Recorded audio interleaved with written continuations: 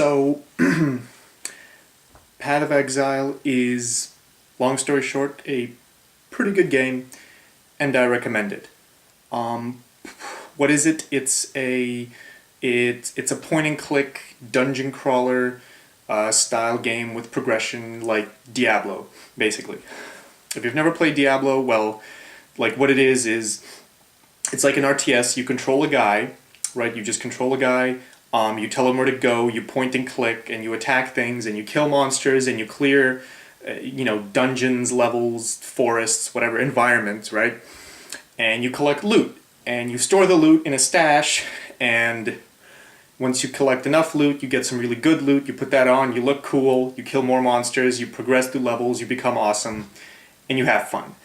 That's what those games are about. That's what this game is about. Only it's free to play. And it's a lot better, I'd say. I mean, it's pretty good for a free-to-play game. From what I could tell, the only stuff that the Grinding Gear games, the developers, the only stuff they're making money on is more inventory, more stash space, and cosmetic items. From what I can tell, everything else is absolutely free. The entire story is free. It's pretty much as generous as you get as far as free-to-play games go.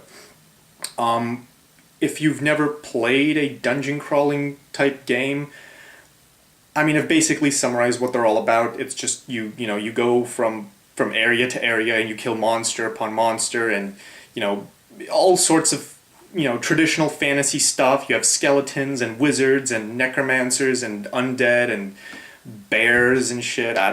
It's almost anything. Like if you haven't heard of, it's like Diablo, but it's not like Diablo in the sense that it's it doesn't take place in that universe, and the whole like angel demon thing isn't there.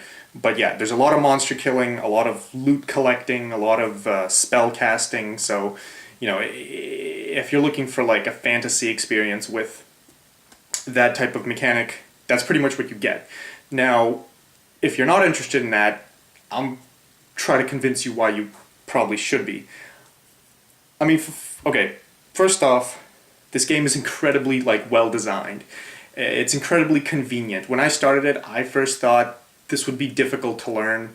I would be confused, like inventory management, item management, how to do what with what, how to use things, right? How to do anything. But it's actually very intuitive. The way to combine gems with items is very intuitive. The way to cast spells is intuitive. Leveling up your guy, checking out your character, forming a party with people and going through a dungeon with them is also very easy. Getting into a party together is very simple. It's a really easy game to learn. So that speaks to basic design quality. So before I go on, I'd say when I started playing this game, I wasn't really digging it. I mean, a lot of the time, really, what you're doing mechanically is you're pointing somewhere on the screen and just clicking away, because there's a monster there, and the more you click, your guy keeps attacking, right? And he attacks the monster and eventually kills it, and you just run around and keep doing that, and it's just more pointing and clicking. There's nothing more than that. But I thought it was nothing special, but a few things happened that changed my mind. First of all, I looked at the skill tree, and there's leveling in this game because it's like an RPG. It's dungeon crawling with progression and RPG-like mechanics. So I looked at the skill tree, and the skill tree is absolutely enormous. There's got to be hundreds, if not thousands, of little nodes you can fill, and you can fill one with each level. There's so many, and there's so many different effects, and it really opens up the frontier. Like, there's a lot of ways in which you can build a character in a game like this. Like, it's not just pointing and clicking. You actually have to think about how you do it. And again, I didn't know this. I mean, when I started playing the game, I got to the end of Act 1, and it was pretty easy, and I'm like, oh, this is simple. There's nothing here to be interested in. But then I talked to friends of mine who really likes this game, and he's played through it a bunch of times, and he told me, the game actually gets really, really hard, and you actually have to think about how to level up your guy, and how to get what items, and how to use what skills, and you have to do all that stuff to actually play the game and beat it. And you have to do that stuff because the game is like impossible if you don't do it properly.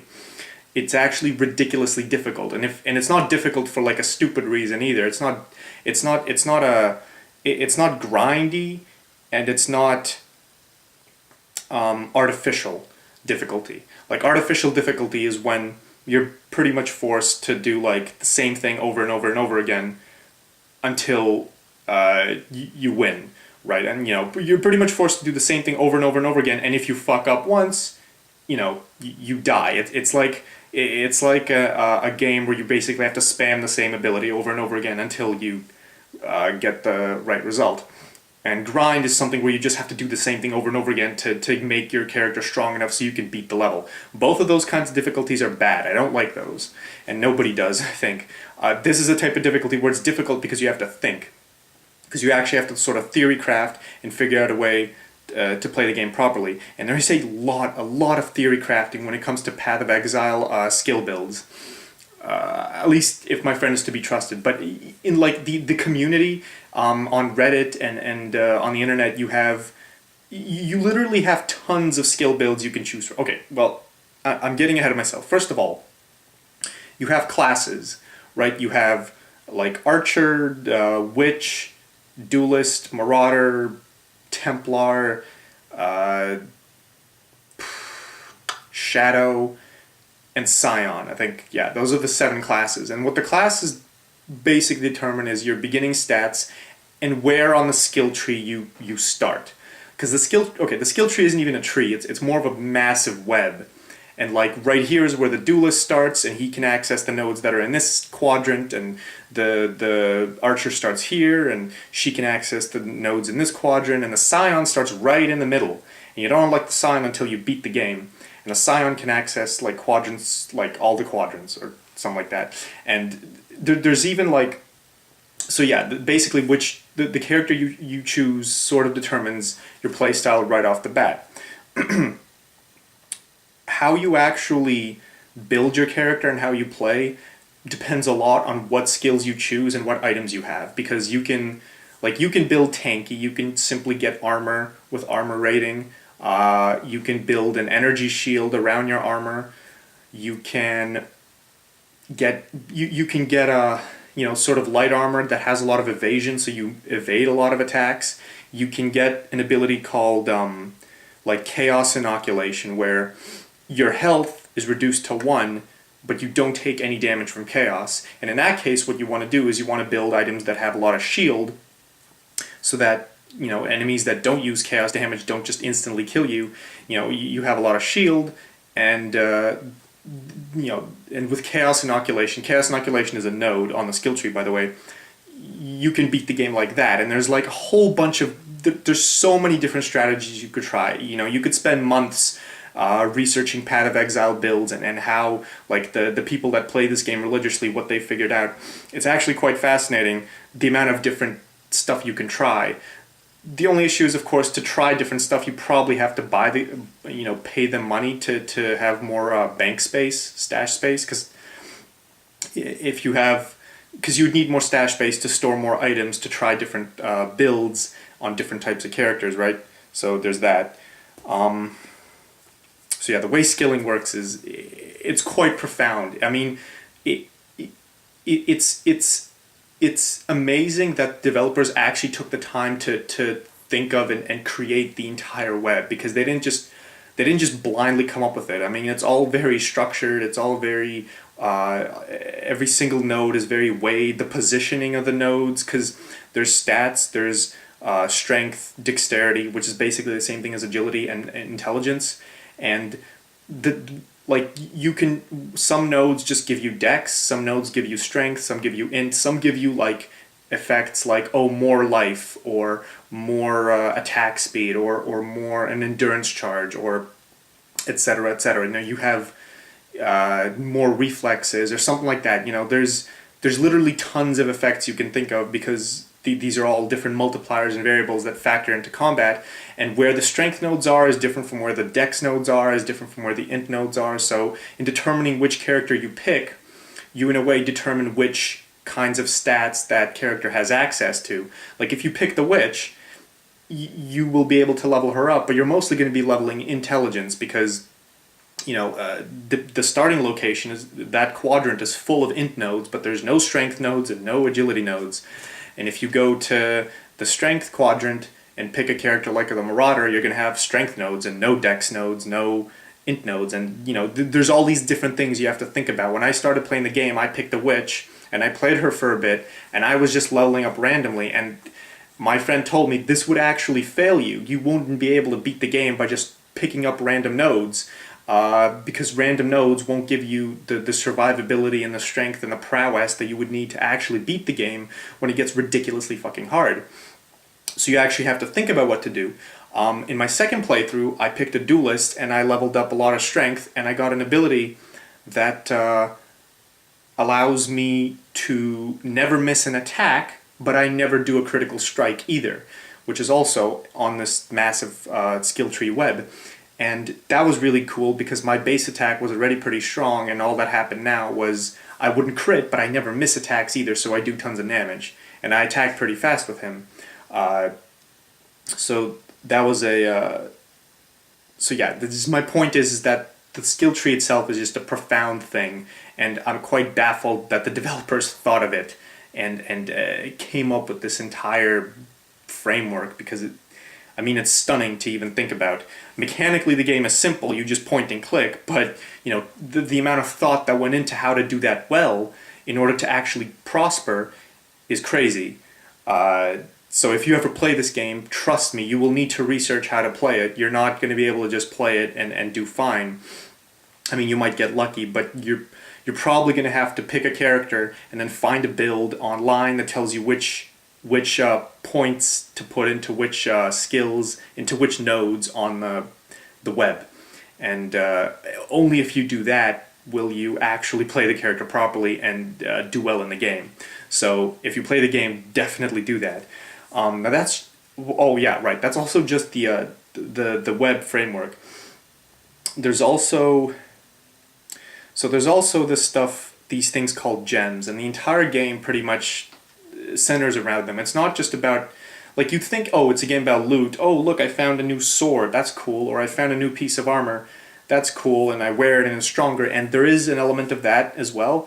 But in terms of the intelligent decision making and how to build your character stuff, that doesn't come in the form of armor. The armor stuff is pretty it's pretty brainless. Like, you just find better armor. Like, the armor stats are all written down on your armor and on the armor you find. You compare the two, you pick the one that's better. That's simple. The not simple part is which gems do you use. Now, gems are these items. So every single piece of gear that you wear has sockets. These sockets are there to fit in gems. Now, gems, they're basically like, currency. Well, not currency. They're like spells, sort of. They give you effects. There's three kinds of gems. There's blue gems, green gems, and red gems. Like, int, dex, and strength. And blue gems give you magical spells, like throw a fireball or an ice ball or some shit like that, right? Or raise dead or detonate a dead body. And there's a whole bunch, there's tons of different effects there. So that's really cool. And of course, to wield blue gems, you need int. Then there's agility gems, or dexterity gems, that give you effects like firing multiple arrows, or firing ice arrows, or firing fire arrows, etc., for archers and the like. And those are dex gems. Then there's strength gems like cleave and whirling attack, or leap slam or some shit. I don't remember all the gem names, but there's a whole bunch of different gems for the different classes. That's a first. Next thing is, the sockets that the gems go into on the armor, those have to be the appropriate color. Blue has to correspond with a blue gem. You can't put a red gem in a blue gem. That's another point. Next thing is, the gems are actually upgradable. The more you use them, they actually become upgraded and do more damage, and the ability increases. So you have that type of progression as well as the skilling progression on the skill tree, or skill web. Now, of course, you can't level up a blue gem too far if you don't have the int, you can't level up a green gem if you don't have the dex, etc. So you have to think about that stuff. And even that seems pretty, not so intimidating, like, oh, okay, so I just have some armor and some swords and some whatever, and I just, I put on some gems, and the gems give me extra effects. Because you're not just going to be clicking as you play the game, you're also going to be pressing buttons like Q, W, E, R, etc. on the keyboard to activate your gem abilities, like a fireball or a cleave attack, etc. To do more damage to the enemies, and that's where the keyboard comes in play, and you're not just clicking shit on the screen. So that's more fun. But even then, you think, okay, that's just spamming. Again, it is, but the intelligent part, the intelligent design of it, comes in the fact that the way you actually build the gems and which gems you pick is a question you have to think about if you're going to play the game, because you only have so many slots on an armor. Like, a piece of armor can only hold up to like 1, 2, 3, sometimes 4 gems. 4 is the most, actually. You can't, actually no, there's more than 4, but in general 4 is like the most, and you only get items that can hold 4 near the end of the game. But you can't hold more than 4, right? And which ones you pick is a real question, because you can't pick any of them. Next thing is, it actually becomes even more complicated when you introduce these things called support gems. There are some gems that don't actually do damage or give you an ability that you can toggle, like, throwing a fireball or doing a cleave attack or anything that's active.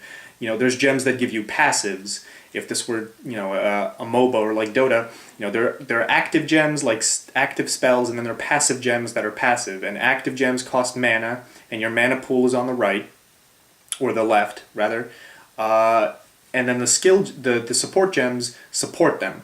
Now, for a support gem to support a skill gem, what you need to do is, in the armor the armor slots that you put them on, they have to be connected. There has to be a line connecting the 2 slots. If there's a line connecting 2 slots, you can put a support gem in one and a skill gem in the other, and then the support gem supports the skill. For instance, a support gem like added fire damage means that, supporting my cleave gem means that every time I cleave, I now do fire damage as well. Or I do elemental damage or something else. And there's a ton of different support gems as well. So this adds even more complexity, and when you're playing the game and building your character, you have to figure out which armor to get, and the armor is going to have 4 gem slots, and which gems to put there, and how to connect them, and basically which of your skill gems to support. Because the skill gem you're going to support with your support gems is the skill gem you're going to rely on for the most part throughout the game. So that skill gem has to be very strong, and it has to scale with all the support gems that you get and synergize with them. So the point is, there's all these different decisions you have to make in terms of how to build your character properly, and I guarantee you would not be able to do this whatsoever if you were playing this game for the first time and didn't know how it worked. I said the game was intuitive and well designed, that's true, but it's intuitive and well designed to the point that it tricks you into thinking that it's simple when it's actually not, when it's actually all of this other complexity added in that you have to think about. And the way to think about that really is to just go on the internet, find a Path of Exile build, and just use it when you play the game. So yeah, that stuff. The difficulty scaling in the game is ridiculous. Like, the first act is relatively simple up until like the last boss, and then every single act starts off pretty simple. Like, individual dungeons or areas, clearing them may not be that hard, but the boss fights in the game are stupidly difficult.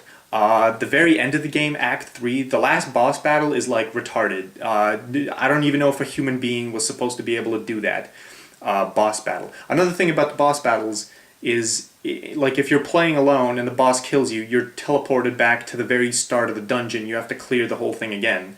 So it's ridiculously difficult. And some of these bosses do so much damage, like, if you don't know how they work, you will just get killed instantly. Again, I'm thinking about the very last boss, but the game really becomes stupidly hard, and not because it's grindy and not because it's artificial. Every single thing in the game is beatable, if you use certain strategies and if you leveled up your guy properly. So you run into, the problem of, if this is like an RPG where you're playing an RPG but you leveled up your guy wrong, so you can't actually complete the game on that character. That's the one flaw with this entire design, is that, if you grow attached to the character you built for whatever reason, you can't actually win if that's your first character, because you didn't know how to design the character and you designed him poorly. That's a problem. I would say that's a problem. That's why I'm saying this right now, is if you're going to play the game, definitely don't go in blind. Another thing I'd say is don't play the game alone. If you play with friends, dying in a boss battle isn't actually so bad, because you just get teleported right outside the room, or right into the, because boss battles are like dungeons of themselves. They're in their own areas, and if you die during the fight, you get teleported out of the area, but you can just go right back in, if your friends are in the room still fighting the boss. So it's not as severe. Whereas if you're playing alone and you die to the boss, you get teleported outside the entire dungeon, and you have to go do the entire dungeon again, not just the very last area where the boss is. That's a huge problem. This game is stupidly difficult if you play by yourself. It's incredibly unforgiving in that circumstance. The issue with playing with other people, though, is that sometimes they can be assholes. I mean, the game sort of encourages playing with other people. Like, adding people to a party and forming a party is really easy. But playing with other people can also be frustrating. And I'm going to say, in my own experiences, yes, it has been frustrating, because what happened was my friend would he would pretty much clear dungeons before I got to them. He would constantly run ahead with his asinine Neanderthal impulse to just fight all the monsters and destroy them all on his own. And despite me telling him, I was behind because, I don't know, I would talk to the NPCs and read the lore that they talked to me about, as, why wouldn't I do that, right? But he didn't care about any of that shit. He didn't care about actually learning what was going on in the game. He just wanted to click away at the screen and then kill some shit. So that's what he did. And he kept running ahead, and I kept telling him, stop running ahead, wait for me. And we were a party of 3 guys. The second guy, the third guy, he would just sort of hover in the middle, and sometimes he ran ahead, sometimes he lagged behind. He doesn't matter. The point is, this fucking guy would constantly run the fuck ahead, and I would have to tell him stop running ahead, and he would still do it. He would enter the next area before we got there, and kill at least a dozen, clear the very beginning area of the next dungeon, the next instance, before we got there, just because he had that impulse. And it was so fucking frustrating that had to happen, because there was less stuff left for us to do. And particularly near the end of the game, he became better at this because he kept getting better loot, and whenever he found new loot, he would just pick it up and wouldn't, if it's something loot that he wanted, he wouldn't let us read it. He would instantly pick it up, and that's how he got really strong. And because he got the best loot, and he became better at killing the monsters than we did, and he would just run ahead and kill everything. So yeah, I became frustrated at that. I'm sorry. But, whatever, I got past all that. The problem was, they actually broke the game for me, because near the very end, where you're supposed to free the Scion, because you free the Scion near the end of the game, and that's why the Scion's unlocked in the next playthrough. When we were supposed to free the Scion, these 2 guys, my friends, they enter the area before I get there, and I'm on the floor below. This is all one dungeon, but I'm on the floor below, and I have to click on the staircase to enter the floor above, and it's the floor above where the event happens, where they unlock the Scion. The thing is, they got there, they already went through it, and it's like a cutscene, right? So when it happened, it's done. When I get up there, I can't do it. I don't see the Scion isn't there, and I can't actually unlock her. And I was so fucking frustrated, because this wouldn't have happened if they hadn't run ahead. Not only that, but after we beat the game, and we go back to the beginning to do the first level again on a harder difficulty, they run through the first level again, because my game had an issue or it glitched, and I had to run through the last dungeon at the end of the game again, to get to this portal that takes you to the first level of the beginning of the game. where you started again on a harder difficulty. I'll explain that later, but the point is they ran through the very first level again, and there's a mini boss at the end of the first level that you have to kill, and once you kill that mini boss, you can get through the first area, into the next area, into the first town that you find at the very beginning of the game. The point is, when I got there, because we were in a party, they killed this mini boss already and went through. I couldn't do this though, because when I go there, it says the mini boss is already dead, right? Because they killed him, because we're in a party, so the instance is shared for all three of us. So if they kill the boss, I go there, the boss isn't there anymore. However, because I wasn't there to fight the boss, the game thinks I haven't killed the boss yet, so I can't actually proceed out of this area into the next one, because the game still thinks I have to fight this boss, and the instance has the boss killed. I needed to wait for the instance to reset, and I was so fucking frustrated that this happened. And my friend, the one who kept running ahead, he remarks this, and he's like, "Oh my god, that's horrible game design. It's horrible game design that they would force you to, that the game, one part of the game thinks you've beaten the boss, the other part thinks you haven't. The instance thinks you've beaten the boss, the part of the game that's relative to you thinks you haven't, which is why you can't proceed." And I'm thinking, yeah, okay, it's definitely the game's fault when you fucking run ahead all the time and I tell you not to. I mean, yeah, sure, I could blame the game for this, I could, because this is kind of stupid and it should be fixed. But the issue is, this wouldn't be an issue if you didn't fucking run ahead when I told you to, okay? When I told you not to, rather. If you just fought your impulse, your stupid fucking childlike impulse to just run ahead like an idiot and ruin the game for me, then the game would not be ruined for me. So I'm just saying that. Choose wisely who you play this game with. I'm sorry for that little rant, but it was really frustrating, and I hate the guy for that. He had no consideration. If I was playing with friends and I kept running ahead, I would stop running ahead if I knew I was depriving them of content, which they literally were. They knew they were doing it, but they kept doing it anyway. Because of how this game is designed, literally, the whole point of the game is to clear dungeons and fight monsters. So if you do that, if you clear the dungeons and fight the monsters and I'm not there, then I don't get to do that with you. I don't get to partake in that fun, and I don't get the experience or the loot, right? Well, I would get the loot later, but I don't get the experience. I don't get the exp. My character doesn't level from those kills, nor do I get to have the fun of killing those monsters. So yes, you deprive me of content by running ahead. Just gonna say that.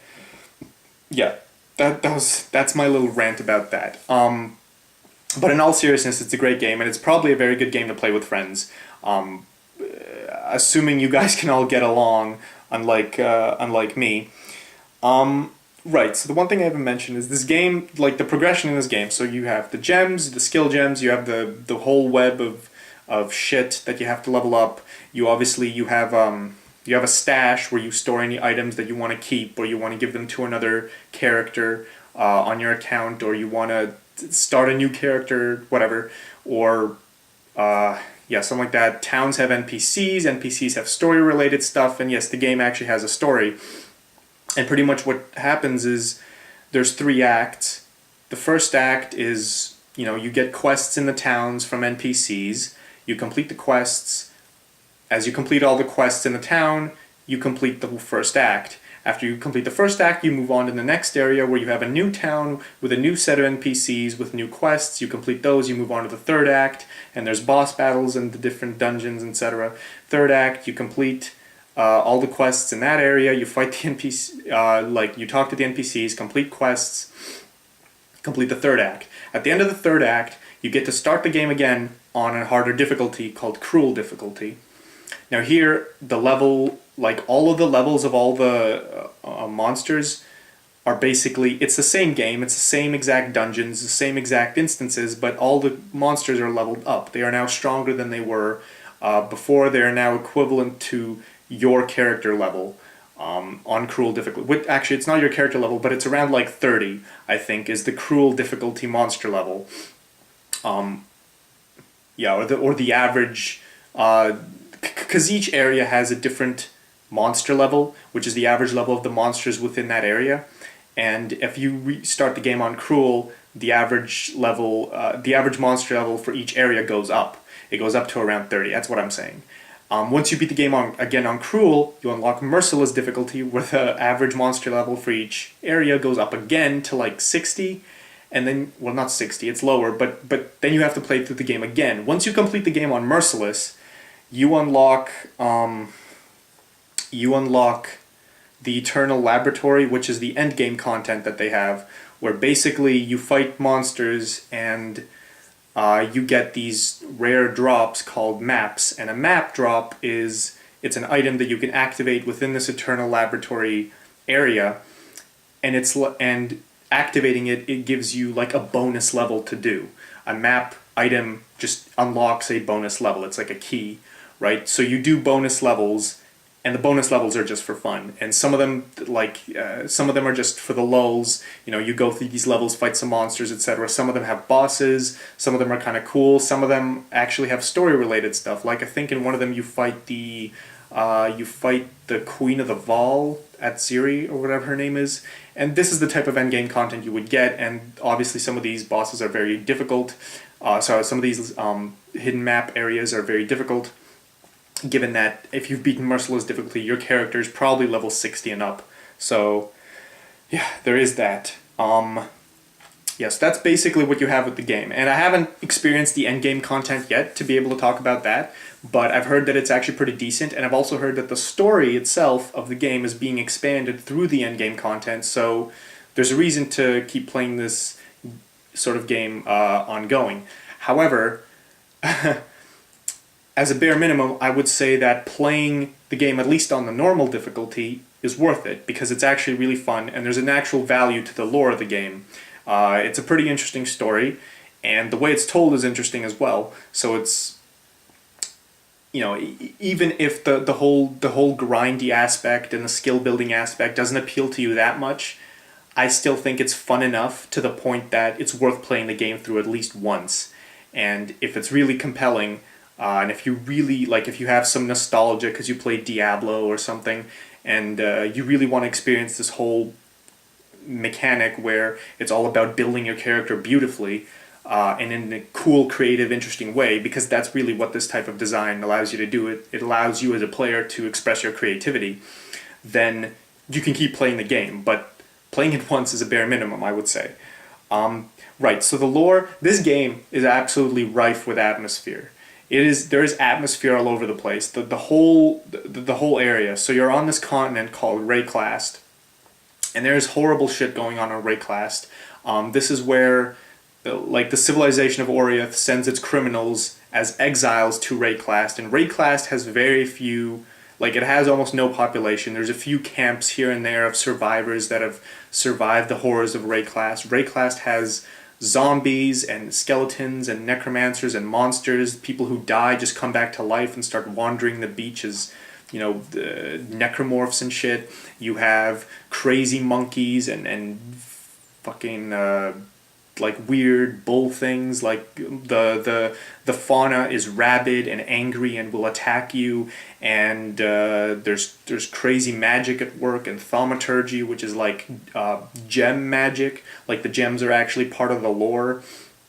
And the study of gems and these like magic virtue gems is what they're called, and how they work is called thaumaturgy, I guess.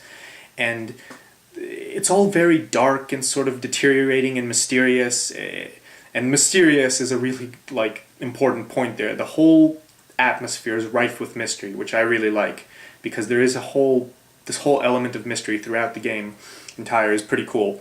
And so yeah, there's that atmosphere aspect. The actual lore of the game is, like, in terms of what happens, it's pretty opaque.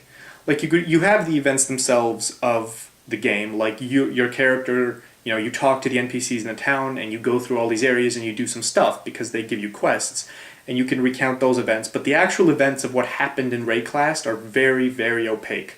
Like, the lore is opaque. It's like Dark Souls. Like, there's nothing written down explicitly or shown explicitly, but there's item descriptions and NPC dialogue and these little lore pieces throughout the levels, like an old banner or a flag or a mural or a painting or something, and you walk up to it and click on it, and it's going to be highlighted in the game. You click on it and it gives you a little script that tells you what happened here in this area, or it gives you some little lore tidbit. And even that is very hard to understand because it's all very, like, it's treated like, you're basically treated like you're part of the world.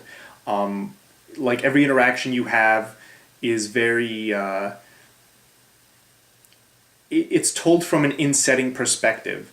Like you're not being said, okay, so this is what the setting is called, and this is what that is, and this is that and that and that and that, and it's all like in a very detailed bullet point form, and it's like, you're being sort of, your hand is being held as a writer takes you, on this little stroll through the lore of this entire region and this entire civilization. It's not like that. The writers of the game, or if the writers of the game, they never hold your hand for anything. They do the exact opposite. They just throw you right into the world and expect you to basically know what's going on already. And that's kind of nice. It's almost refreshing in a way that writers would do that. At the same time, it's also ridiculously frustrating because you have no idea what's going on for most of the beginning. It's kind of like the very start of Game of Thrones. If you read the books, or like in general, good fantasy, if you're reading a good fantasy book, the very beginning of it should be pretty opaque because the writer would be treating you as if the writer shouldn't be treating you like you're new. The writer should be treating you like you already know what's going on and events are being detailed. Like the Game of Thrones, like George R. R. Martin, Game of Thrones specifically, he tells every chapter is from the perspective of a character, so the information you're being fed is the information that character is being fed. It's not actually, information isn't contrived in any way to cater to the audience. Another example of that, I think, is Malazan Book of the Fallen. Malazan Book of the Fallen is way more opaque. Anyway, that's besides the point. The point is, the story here is incredibly fucking opaque. Because you have all of this history and all these details being fed to you, like you already kind of knew they were there. Like if you talk to someone about, say character A, they're not going to be like, oh, character A is blah blah blah blah blah. Instead, the NPC is just going to tell you about their experiences with character A, and maybe they'll mention character B or some other shit. The point is, you have to sort of conceive of what's going on already, and put all the pieces together, because as you interact with things in the world and as you read these banners, you're constantly being treated like you're part of this world, and you already know enough about it that whenever you talk to an NPC or read a book or something, the information is being fed to you like new information that the character themselves, within the playable character, the player character, that the character themselves find out as they talk to this NPC or read this book. It's not being fed to the audience who don't know anything. It's being fed to a character who already knows most of the things or knows the general aspect of what's going on, and just details are being filled in, right? So it's very difficult to understand the lore. However, I do recommend you do it, and because it's actually pretty damn cool. And if you learn the lore, as I did after playing the game, all of the events that happen during the game are actually a lot cooler. That's pretty much all I have to say about the game when it comes to sort of non-spoilery stuff. So if you haven't played the game, like I said, just go play it. Now I'm gonna say spoiler alert, because I'm gonna talk about the actual lore and the stuff that I know happens in the game. And give you my opinion on that.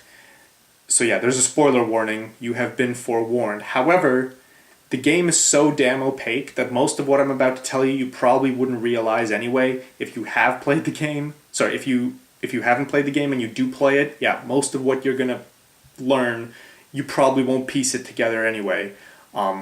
So me explaining it to you now isn't taking away from the story at all, for the most part. So yeah, just keep that in mind. Right, so what happens in the lore? So you have this thing called the Vol Empire, and the actual start of the Ray-class civilization was the Vol Empire. They were like the first civilization there, and they had a queen called Etziri, and she was patron to this thaumaturgist called Doriani, and he would make experiments with the virtue gems, and they used the virtue gems, and they were an incredibly magic-based society. They had all these ridiculous technology like the Vol constructs, and they built these mechanical snakes and the Oversoul, and the pyramid at the end of Act 2 is a building that they built from their civilization. It's one of the remainders. And at some point, their civilization basically just collapsed. They all died. Or they didn't all die, but they vanished. Or a lot of them turned into zombies and undead. And we don't know how it happened and what it is that happened to them. It's kind of a big mystery. All we know is that, or they were turned into Vol Fallen. We don't know. All we know is that we interact with a lot of Vol technology throughout the story, throughout most of the dungeons, and we actually go to a Vol building and we fight a boss called the Vol Oversoul. So the Vol were clearly important to an extent. So there's that. I don't really know what to think of them, I'd say, because all I can do is speculate on what they mean, and there's so many things about the story that are mysterious that I just don't really know what to say. But that adds to the whole mystery thing. Like I said, there's a whole bunch of different mysteries within this setting. So after the Vol, we have the Asmeri Empire. And the Asmeris come along from the mountains or whatever, and they find the Vol who have been destroyed, and I think 3,000 or something refugees from the Vol Cataclysm survive and join the Asmeri. And the Asmeri Empire starts, and the Asmeri Empire thrives and grows, and they cover most of Rayclast, and there's a ton of different cities, and they even colonize other islands. And I think Oriath, the civilization of Oriath, where the exiles come from, I think was part of the Asmeri Empire at some point. But then the Asmeri Empire collapsed, and Oriath was all that was left. And when the Asmeri Empire collapsed and deteriorated, and lo and behold, another cataclysm occurred, and all of them died and became zombies, then Oriath started sending exiles over to Rayclast, where we knew there was nothing but zombies and shit. So, given that two empires have basically risen and fallen on this continent, probably suggests that there's something very evil about this continent. How the fauna is rabid, and how living things, empires will grow and then die and turn into zombies. That's basically the plot, right? Yeah, that's basically it. There's some details about the Asmeri we actually don't know about. So throughout the game, you're constantly being told about these things called the Purity Rebellion, where there was a war, a civil war going on, where basically there's a movement how some people in the Asmeri wanted purity from virtue gems, because the Asmeri Empire was built on the virtue gems just like the Vol Empire. They even had a guy, the Emperor himself was patron to a guy called Malachi, who was a thaumaturgist, and what he did was he surgically implanted these virtue gems inside people, and this made them magically enhanced, or made them superhuman, I guess. It made them magical. So they became superhuman. They became, the story's very vague about what they actually were, but it sort of suggests that they got closer to godhood or something like that. They were unlocking magical powers, and this race was called the Gemling race. These Gemlings were being created by Malachi, and the Purity Rebellions happened because this guy, the Templar, these religious zealots, the High Templar Vol, he thought, oh, this is immoral, this is horrible, this is blasphemous, we have to kill everyone, we have to kill Emperor Chitus and Malachi and remove the use of these virtue gems within the world. In fact, I'm pretty sure, I don't recall the exact detail, but I'm pretty sure one of the early Asmeri emperors took all of the virtue gems that have been left behind by the Vol and locked them in some mountain and buried them so that they could never be used. But then Emperor Chitus comes along and Malachi, and they start unearthing all these gems, and they start using them and surgically implanting them in people and creating gemling people. So yeah, people didn't like that, and that's why there was a Purity Rebellion. And most of the lore has to do with what this Purity Rebellion entailed, because information about it is scattered throughout so many of the levels. The entirety of Act 1 takes place on the southern shore, where the battle between the Karuai and Lion Eyes Legion happened, and this was a huge battle within the Purity Rebellions. And when you're reading the lore, like you hear about this guy called Calm and Lioneye, and you have no idea what's going on. You have no idea who these characters are, or what they have to do with anything, or why there's a battle happening on a supposedly barren continent. Only after reading everything on the wiki afterwards would you actually make sense of it. But it's pretty cool.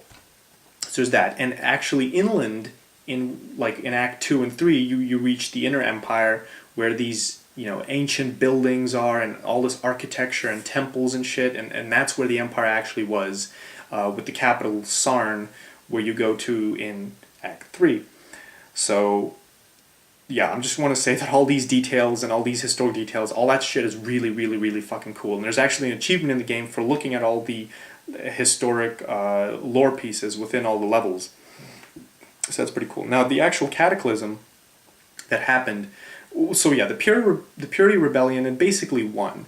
High Templar Vol, he became the new emperor because he killed Chidus and Malachi.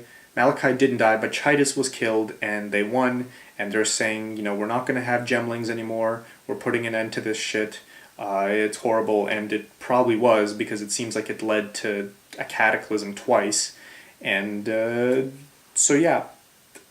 And then, right, so Malachi, he creates this, he creates this woman, so there's this woman that Emperor Chidus really liked. She was like one of his favorite patrons or whatever. Sorry, she was one of his favorite daughters or whatever. I'm not sure who she is, but he gets annoyed with her and he sends her to Malachi for Malachi's experiments, and Malachi turns her into a gemling queen by giving her lots of gems or more powerful gems, and she becomes really magically powerful. She's like a goddess or a demigod, and you actually meet her in the game. She is the only one who supposedly survived the cataclysm, and there's even suggestions that she may have been the one who caused the cataclysm, because she said there's references to it throughout the game by some of the NPCs you interact with, but I'm just saying that entire idea is pretty cool. So she was Malachi's favorite, and she survives the cataclysm, and a few years after the Purity Rebellion's end, the cataclysm happens. Lady Diala, this chick, she survives. Everybody else gets killed. Malachi dies, High Templar Vol is dead, basically everybody dies. There's only a few scattered little camps left on Rayclast where people try and survive amongst the starving zombie hordes. And Lady Diala is sitting in the Solaris Temple with her little, tapestry drone monster things, which are very, very bizarre. Was it tapestries? The enemies in the Solaris Temple were really, really weird, is what I remember. They were like bits of cloth or something, like bits of tapestry and cloth that Lady Diala enchanted to fight off the Ebony Legion. And you have to fight these guys, and that was really, really bizarre. I remember commenting on when I played that part with my friends that, wow, this is weird. These are a very weird selection of enemies, but it's creative, so whatever, points for that. Right, so after the Cataclysm happened, Oriath is like the only civilization left, because it's not on Rayclast. And pretty much years pass, and I don't recall the time frame exactly, but Oriath is like a theocracy. It's very religious, and there's this guy, there's Templars there as well, and there's this entire religious society, and it's run by the military arm. It's called the Ebony Legion, these soldiers basically wearing black armor, and there's a guy at the very top called Dominus, who's a zealot as well, and he's a zealot as well, but he's also very interested in this thaumaturgy stuff. And so, Rayclast has fallen apart, and this is before, I'm pretty sure this is before they start sending the exiles over to Rayclast, but at some point he encounters this prostitute called Vinia, who was a prostitute to fund her thaumaturgical research into the virtue gems, and she tells him, oh, there's power in Rayclast, this power that caused the end of the Atzmeri Empire, maybe. They refer to it as the Twist in the game. I think. There's two references to it, one from Lady Diala and one from someone else, but they call it the twist. Some magical artifact or something that caused the Esmeri Empire to fall apart. We don't actually know. There's very little has been explained, so that's the whole mystery thing again that I'm talking about. Anyway, it's at this point that Dominus decides, you know what? Let's try and recreate the Gemling race and find out, learn Malachi's secrets and find out what this ancient power is and why it's so awesome and ascend to godhood. Kind of like what the Esmeri were trying to do and what Malachi was trying to do and what the Vol were probably trying to do. Basically another huge blunder, huge scientific blunder. At least that's what it probably is. So yeah, Dominus is basically the guy who initiates everything that happens to you in the game. The reason you get shipped off... Okay, I'm not actually sure about this, but I'm almost certain that the reason exiles are being shipped to Rayclast in the first place is because Dominus has made it so. He is the leader of Oriath, right? He is like the president or the king, whatever, and he's made it that these... the criminals and such, they get sent over to Rayclast as exiles, where most of them probably die. Those that don't get taken by the Ebony Legion, who have also sailed to Rayclast, and they get taken and experimented with virtue gems, kind of like what Malachi was doing, to see if they could create a Gemling race, and to see if they could unlock, Malachi's powers, I guess, and to see if they could figure out what the twist is. This is mostly speculation. Well, I mean, I know they were trying to recreate the Gemling race. Why exactly, I'm not sure, and what exactly Dominus was looking for in Rayclast, I'm also not sure. Like this entire, the idea of the twist, the artifact, or whatever it was that blew the Esmeri apart, it's something of great power, and I'm almost certain that he and Piety, or Vinya the prostitute, renames herself Piety. This is what they were looking for, and this is what they were trying to find, and this is what the whole events of the books are about. So the reason you're actually being sent to Rayclast is because you're to be used as an experiment by the Ebony Legion to get them closer to ultimate power of unlocking the virtue gem essence, so to speak. That's what I think. That's my speculation. Of course, you don't let this happen because you're a player, so you won't let it happen. And what you actually do, well, I mean, you kind of learn about what they're doing. So you interact with Piety a lot, and you meet her four times in the game, and I just want to say that Piety is fucked up. She's the one real character that's really been characterized in the game. You interact with her the most, really. You don't really interact with Dominus. You just sort of find him at the very end as a last boss, and you don't really interact with the Ebony Legion much. And you have, individual NPCs, and the individual NPCs have bits of character development here and there, and they're kind of gimmicky. But Piety has actually been developed as a character, and then later you find out, oh, she was a prostitute, and she was trying to sell her body to make money for thaumaturgical research and stuff. And, there's all these different details. And then you actually get to the end of the game, and the Lunaris Temple, probably one of the most impacting, gut-wrenching, goriest, most powerful things in gaming ever. It was ridiculously powerful. The entire dungeon was so well designed, so out of the blue, and so gruesome and dark. So yeah, what happens is you enter the temple, and the Solaris Temple, that's Lady Diala's temple. She's still alive. She's guarding it from the Ebony Legion. The Lunaris Temple is full of Piety's miscreations, and she's trying to create the Gemling race like Malachi, but she sucks because she's not as good as Malachi. Malachi was a genius. She can't do it, so instead she fucks them up and creates these abomination monsters and mutants, many of which she kills. And so what she does is she takes the corpses and sticks them on spikes and shit so that the dead bodies scare the other miscreations into obedience. And the whole third level is just full of there's blood everywhere. There's entire canals and pools and rivers of blood and body parts everywhere and corpses on spikes. And if you Actually, if you sit there and just listen, you will hear screaming in the background because there's tons of fucking screaming that's being done by, it's part of the atmosphere. And then you go further in and you find the massive piles of corpses, and it's just horrid. It is absolutely horrid. And so powerful. Like, even if you played the game and paid attention to nothing that was happening, you would see this and you would be like in awe. You would be absolutely awestruck and be like, wow, this is something. This is something they definitely put thought and care into, and man, is it powerful. And then you just kill Piety, and she's not that hard to fight, which kind of sucks. And then she just dies. I didn't like that. I wanted to actually hurt her because she deserved worse. She was a monstrous bitch. So yeah, that's what I think about that. There's not much else to say, really. Yeah. I mean, the story is rife with mystery. I still have no idea where exactly the lore is going to go, but I'm pretty excited. And, if you're going to play this game for anything, it would be the game mechanics, which are very, very intricate and well done, and the Lunaris Temple, which I would say is spectacular. Spectacular looking, feeling, etc. Yeah, that's what I would say. So, good luck. Very, very good game, Path of Exile. I recently finished it. And,